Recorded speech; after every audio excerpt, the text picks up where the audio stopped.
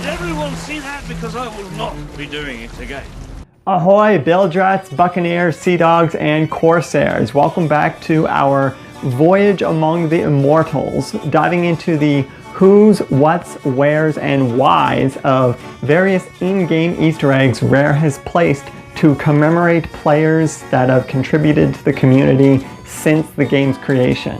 In last week's video, we found various wanted posters for several players in the Sea of Thieves, and today we are looking for players who literally have their names etched in stone. Even though the Legends of the Sea update has officially dropped and a lot of players have completed finding all of these immortalizations, I still want to keep going with the series because I think there's a lot more that people don't know about each of these in-game Easter eggs that I want to share with you guys, so that those players who they're for can be properly commemorated. If you guys do enjoy this video, please be sure to hit the like button and share this series with friends who may benefit from hearing how in tune with their players Rare is as a gaming company, because that might bring even more pirates onto the Sea of Thieves than the 10 million who have already logged into the game.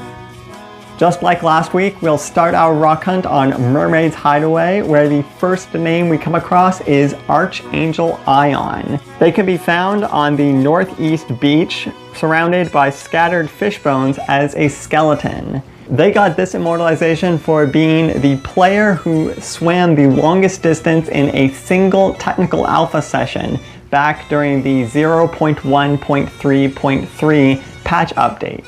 I had no idea Mermaid's Hideaway had so many immortalizations on it when I made it Bill's home. I just thought that since it's on the edge of the map, hardly anyone's going to go there, and it's a peaceful place to get some fishing done. From here, we'll travel to Plunder Outpost, where on the back of the settlement, up very high, like cannon firing high, between the peaks, you'll find the name Dead Sniper 15915 engraved next to a charred skeleton. One way I've managed to get up there is by parking my ship at the end of the dock with my stern facing the dock and aiming just to the right in between the two peaks. You should land fairly close to a point where you're able to jump up and walk through the little gap, provided you don't get black screened and warped back to your ship. Dead Sniper's immortalization was found during Technical Alpha patch 0.1.4.8 when this blasting yourself out of a cannon feature was introduced back in E3 2017. He shot himself out of a cannon 93 times. That is a lot of patience for anyone, including myself, who has launched themselves out of a cannon more times than I'm willing to count, and got shot out of a cannon more times than I care to admit. This next one, found on Cannon Cove, is really cool. It is the names of the 5 original deckhands, moderators on the official Sea of Thieves forums. They are Cat Truewalker, Knight X13, Ion L Falcon, Runic, and Picaroon, or formerly the Aaron Lee. This can be found as you are standing on the lone dock on Cannon Cove and simply walk forward until you hit an open area of rock. It can be a little difficult to see in various times of the day, but trust me, the 5 names are literally right there when your face smacks into the rock. They are the first 5 people who are not Microsoft employees on the Sea of Thieves, and this immortalization was found in Technical Alpha 0.1.5.3. Some really cool news for present day relevance.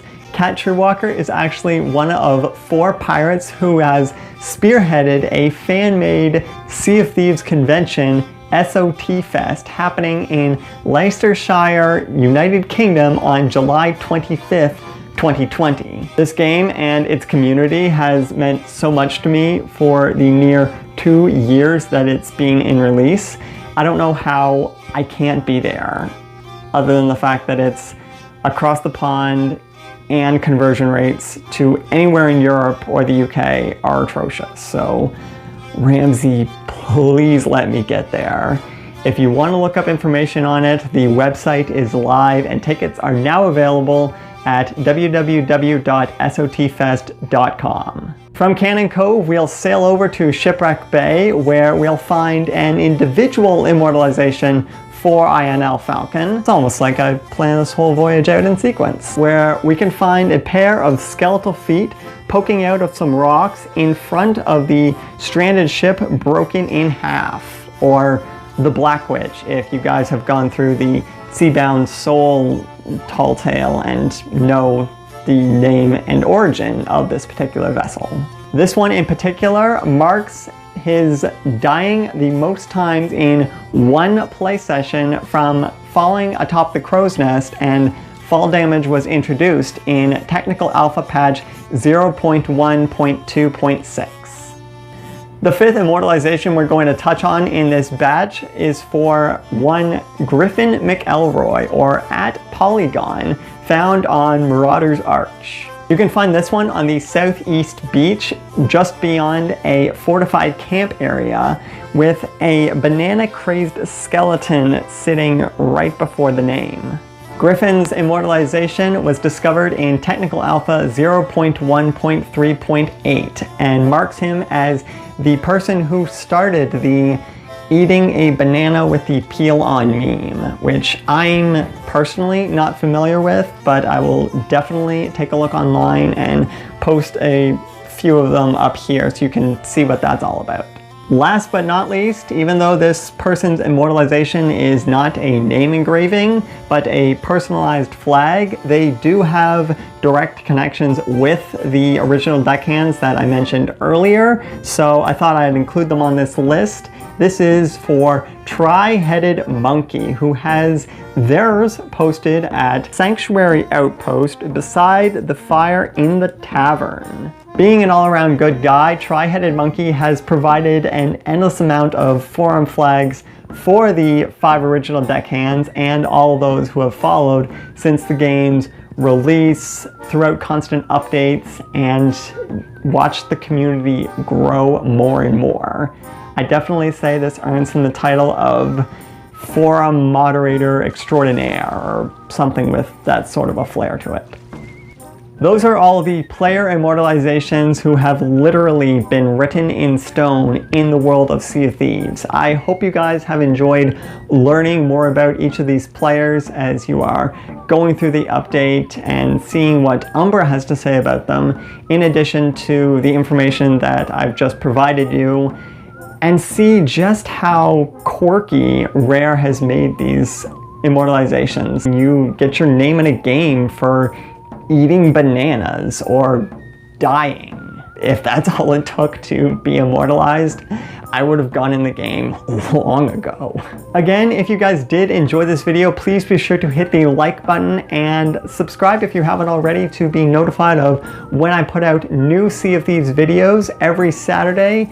But additionally, all of the other content that I make here on Full Expression. I have such a strong heart for building community and expressing what we are truly passionate about, even if not a lot of people in your residential area have heard of it, because it's what you love that makes you who you are, and you shouldn't feel the need to change that for anybody.